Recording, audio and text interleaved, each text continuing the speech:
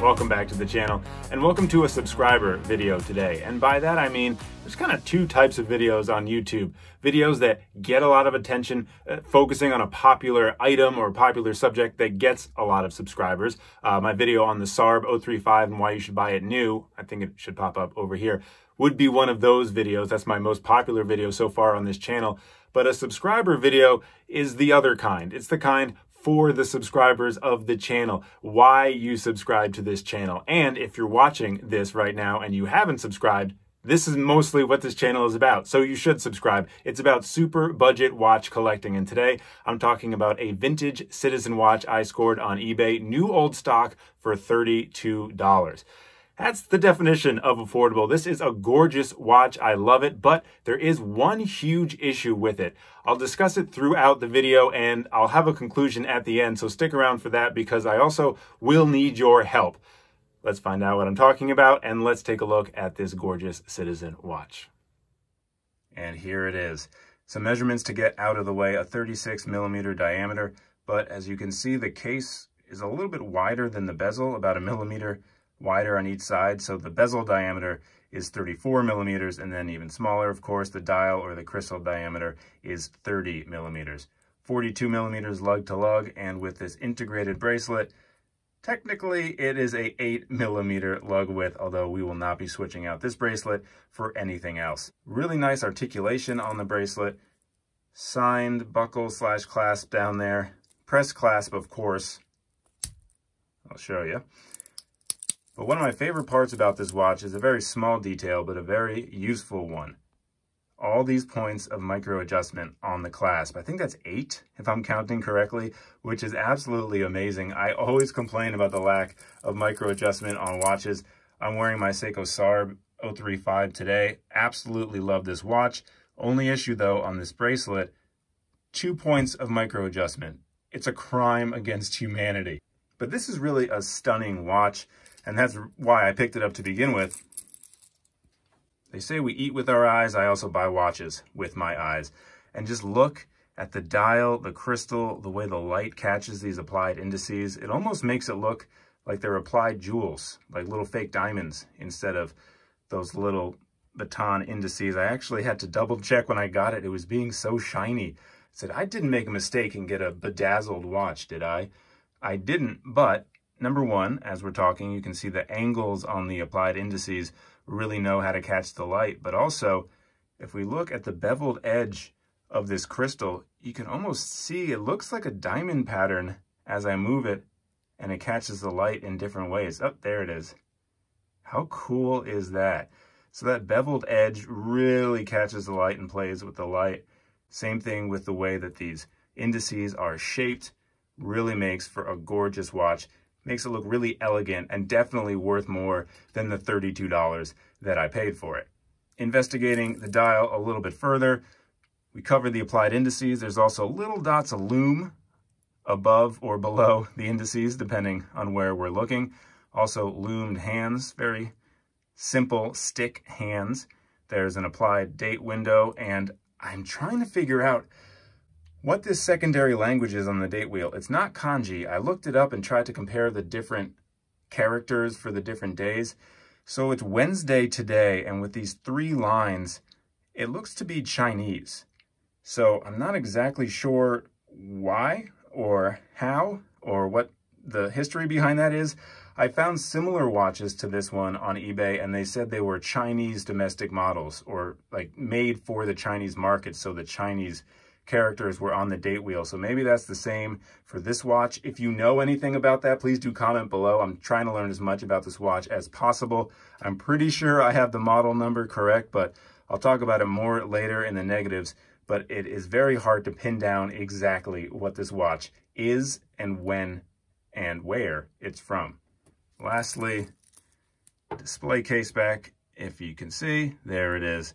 And that's what makes me a little confused, because it says Japan Citizen Watch Co. on the rotor, but we have a Chinese date wheel, trying to figure out what that mystery really means. Also, I didn't even mention yet one of the best features of this watch, but not only, can you hear? Does it hand wind, but boom, it hacks. How many hand-winding, hackable, perfect condition watches can you buy for $32? I believe the list is limited. Let's get it back going. The date function works, the day function works. You can set them both. It's the same as every other watch. You turn it one way in the first position and the day changes, turn it the other way in the first position and the date changes. Let's pop in the Lume video now, and you can kind of see some stuff. So you can see the hands. I can see, can I see any Lume dots? If I move it around, maybe. So let's just say the hands are slightly lumed. Thank you for still having Lume in you, Mr. Vintage Watch. However, it's fading as we're talking, so this is not going to be a Lume-filled watch. One of the most unique parts about this watch to me is the case, and it's actually what's still keeping me kind of on the fence about this watch. How much do I like it, and how much am I not going to be able to adapt to it? Because I've never owned a watch with such angles on it, such sharp angles. This isn't a sloped case. This is a sharp bevel right there. And it matches the bevel on the crystal, so there's some nice kind of, not symmetry, but continuity in the design. But I'm not used to this kind of case. It almost reminds me of some samurai elements, some Seiko samurai elements, and also some royal oak elements with the angles on the case. Gives a different flavor to the typical dressy sport watch. And that's what I would call this. This could be a dress watch, but it does have some sporty elements to it, even though it does shine like a diamond and have this beveled crystal that really shouldn't be taken out and roughed around. But this is a versatile watch. The color of the dial, I think, makes it really versatile. And it is classy, but it has Lume, so technically you should be able to do more than just take it to the, what do we go to, balls, galas, fancy dinners, whatever people wear dress watches for. I always need to have dexterity with my watches to know that I can use them for more than just one specific activity. There are definitely, though, some negatives, and most of them come down to quality. So, number one, the quality of this bracelet is horrendous. It feels nice, as in like the articulation is great, but these are folded links, and hopefully you'll be able to see some of these folded links look absolutely abysmal. Like, what happened to these links that are in between my fingers? So the quality control on this bracelet is almost non-existent. Trying to use just one hand for this. Also, the sides of the bracelet are just abrasive. They're sharp, so they're not very comfortable. I'm thinking about trying to sand them down or polish them down to try and make it more comfortable on my wrist. I don't know the exact solution yet, but it's not great. The other negative for me is just the crown size. It's very, very small, 4.5 millimeters, which might be fine for some people, but again, I'm a bigger guy. I got these kind of big, clunky hands. Winding this thing is almost impossible. What I've found I had to do is kind of like hold it with my nails and move the watch while I move the crown with my fingers. This hurts. Ow. I don't like it. It's hard, very, very awkward. Luckily, it's automatic as well as hand winding, so hopefully I won't have to hand wind it that often because, God, does it hurt my fingers. Too small, too awkward. Also, the final negative is I'm just kind of unclear about this watch's history. I've been combing through the internet, and in the outro, I'll show you all the journeys that I've been through trying to decide what this watch is, where it comes from. And if I can't find the exact watch anywhere else, I'm going to begin to worry that it's a counterfeit or a fake in some way. I would never want to own a fake watch, and also this is so affordable, I don't really know the point of why you would make a counterfeit $30 watch. I can't see where the profit in that would be. But the person who sold it, and I didn't notice this until after I already bid, they basically said, hey, it says Citizen on here, it says Citizen on the clasp, it says Citizen on the rotor, but it's wrapped up like it's new, but it's in an unbranded box with unbranded instructions. So here we are in kind of a mystery. What is the deal with this watch? Is it genuine? Is it a legit Citizen watch? Or is there some weird, super cheap fakery going on here? I told you I've been up and down and all around the internet trying to find a comparable version of this watch somewhere else so I could see if it was real or not. And let's pop over to the computer now because This is the closest that I could get. And if we pull in a side-by-side, these watches look almost identical. And by almost identical, I mean almost, but there are some differences if you look carefully. I'll pick out 3 right now. So number 1, the lume on the watch on eBay is attached to the indices. The watch I have, the lume, are separate dots with the indices. Secondly, the crown. My watch has a crown at the 3 o'clock. This watch has a crown around the 4:15. And thirdly is the logo of the eagle at the bottom of the dial. Here, let's zoom in.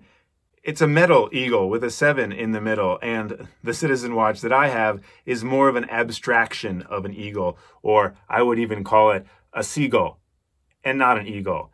So there are enough differences to make me think this is not the right watch, but how much closer could you get? The case shape, exactly the same. The really sharp angle with the lug downturn, exactly the same. The bracelet, exactly the same. If you looked quickly at both of these watches, you would think they're exactly the same. That's what makes me kind of nervous, making me think that someone just did their best interpretation and just completely copied a Citizen watch. But if that's true, it's really a fake, because it says Citizen everywhere. It says it on the dial, it says it on the clasp, it says it on the rotor, on the back of the movement. So I am really stuck, and that's where your help comes in. If you have any more insight, I've been trying to post on message boards. I even messaged the seller of this other watch on eBay to try and see if they knew if these watches were often copied. So right now, the closest I could find that looks similar on eBay is for sale for $98, and I got mine for $32. That's another discrepancy that I can't really figure out. And so here I am with a gorgeous watch with slightly dubious origins. I love it, the way it looks. It is, like I said, a new style for me with that angled lug downturn, but it's really a nice watch, and the hacking and the hand winding and the crystal and the way the light plays on the dial and the fact that it costs $32, I love it. This was the watch, by the way. I was trying to hug the watch. But I don't want a fake watch. I'm talking in circles now, so I'll just say it one more time. If you have any insight into this whole thing, comment below, please. New videos every week, at least 2 new videos. So if you are also on a very affordable watch collecting journey, please do subscribe and join the channel below, and I'll see you soon.